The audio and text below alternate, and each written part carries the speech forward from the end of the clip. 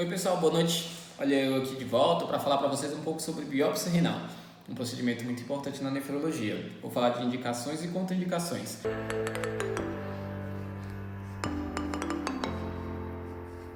Então, indicações. Primeira coisa que você tem que pensar é que eu vou fazer a biópsia renal naquele paciente que vai ter alguma mudança ou potencial para alguma mudança, tanto de conduta quanto de prognóstico.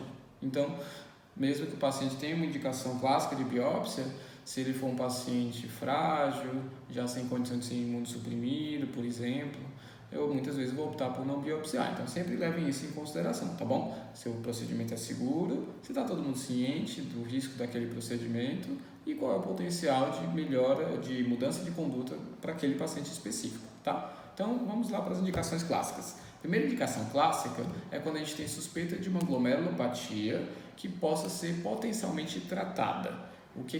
Quais são os critérios que a gente considera para esse potencial tratamento? É presença de proteinúria maior do que 1 grama, ou proteinúria associada à disfunção renal, ou síndrome de glomerulonefrite rapidamente progressiva, que é a presença de hematúria glomerular, que aí pode ser por dismorfismo eritrocitário, presença de cilindros hemáticos ou proteinúria associada à hematúria, mais perda de função renal rápida. A gente fala dias a semanas até 12 semanas. Se você quiser ser mais preciso, perda de pelo menos 50% da taxa de filtração glomerular, tá bom?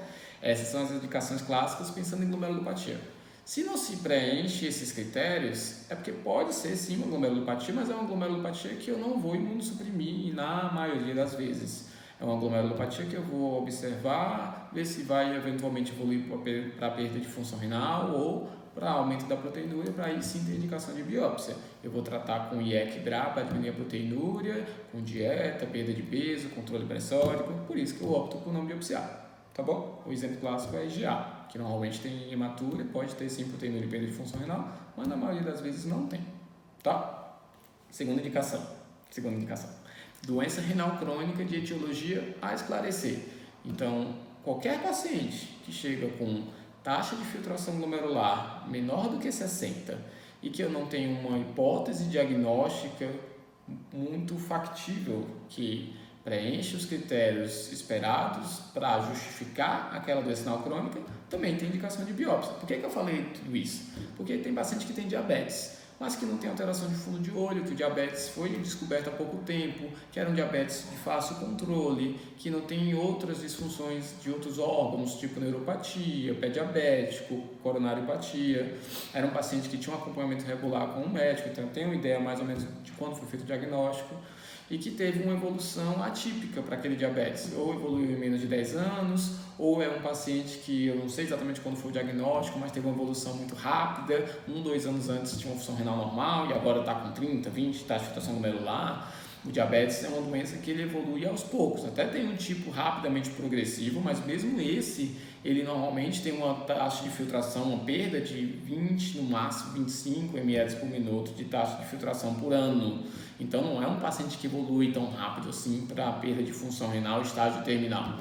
Ou aquele paciente que não tinha nem albuminúria, microalbuminúria e de repente tem uma síndrome nefrótica. Mesmo que ele tenha diabetes, ele preenche critérios para ser um diabetes, uma evolução de uma nefropatia atípica. Então, eu dou o direito de dúvida daquele paciente e faço a biópsia. Por que isso mudou? Porque a gente sabe que é muito comum ter um paciente com diabetes com outra doença. O diabetes está presente em 7% dos pacientes, das pessoas do mundo, e a proporção está aumentando. Então, eles têm direito de ter uma outra doença. Então, a gente dá esse direito da dúvida. Voltando de novo naquilo que eu falei, naqueles pacientes que têm algum possível benefício daquele procedimento, daquele diagnóstico.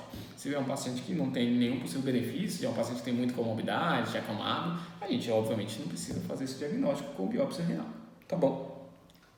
Terceira indicação, paciente que tem uma lesão renal aguda de causa a esclarecer. Isso é algo importante de a gente lembrar. A gente tem mania de querer achar de qualquer forma um diagnóstico para lesão renal aguda que muitas vezes não se encaixa exatamente na evolução que a gente esperaria. Então, um paciente que chega com pneumonia, por exemplo, mas não tem nenhuma outra disfunção orgânica, você começou rápido antibiótico, você hidratou, né? Pode ter um componente sim de pré-renal, não só de sepse, e mesmo depois de 1, 2, 3 semanas, dependendo da gravidade que aquele paciente chegou, o paciente continuou com disfunção renal desproporcional. é um paciente que merece sim uma investigação. Obviamente a gente começa inicialmente com uma urina, ver se ele tem hematúria, ver se ele tem uma leucocitúria, ver se ele tem eosinofilia, porque aí dois grandes diagnósticos diferenciados nesse caso são uma glomerulopatia associada à infecção e um paciente com déficit intersticial aguda. Sempre perguntar de uso de anti-inflamatórios, procedimentos com contraste prévios, são todas coisas que a gente tem que lembrar, porque o paciente pode ter mais de uma causa de lesão renal aguda. Mas se você investiga todas as causas, não acha nada que faça muito sentido no seu raciocínio clínico, existe sim indicação de uma investigação diagnóstica e o passo final dessa investigação é a biópsia renal. E a quarta indicação é quando a gente tem um paciente com uma doença sistêmica em que a biópsia pode ajudar a mudar ou a conduta ou o diagnóstico. Esse exemplo clássico é a gamopatia monoclonal, um exemplo clássico é a gamopatia monoclonal e lúpus. No lúpus eu muitas vezes já tenho um diagnóstico fechado, muitas vezes eu não tenho aqueles critérios clássicos e tenho um sinal de doença renal, tipo uma proteinúria menor do que 1 grama. Hoje em dia a gente considera maior do que 500 com hematúria o suficiente para a gente fazer a biópsia renal. E na gamopatia monoclonal já se sabe que existem diversas formas de manifestações que podem levar à doença renal, tipo rindomieloma, que é a doença por cilindros, né, que você tem muito depósito de imunoglobulina no rim, na verdade a imunoglobulina se junta com o protein-tau e faz o cilindro. Você pode ter doença por cadeia leve, você pode ter amiloidose, você pode ter doença proliferativa por cadeia pesada, por cadeia leve, enfim. E muitas vezes o tratamento muda de acordo com a biópsia. Então, também é uma indicação de uma doença sistêmica que a gente biopsia para mudar ou conduta ou diagnóstico. Às vezes o paciente tem um pico monoclonal e não tem ainda um diagnóstico, eu biopsio e vejo amiloidose. Então, é outra indicação. E quais são as contraindicações? Sempre lembrem, é um procedimento invasivo. Então, eu só vou fazer o procedimento se for seguro para aquele paciente, se ele não tiver um risco iminente de uma complicação. O principal é risco de sangramento, é claro. Então, paciente com plaqueta menor do que 100 mil, paciente com um coagulograma alargado, paciente com um mau controle pressórico, alguns lugares botam acima de 14/9, outros botam acima de 16/9, para aumento do risco de sangramento.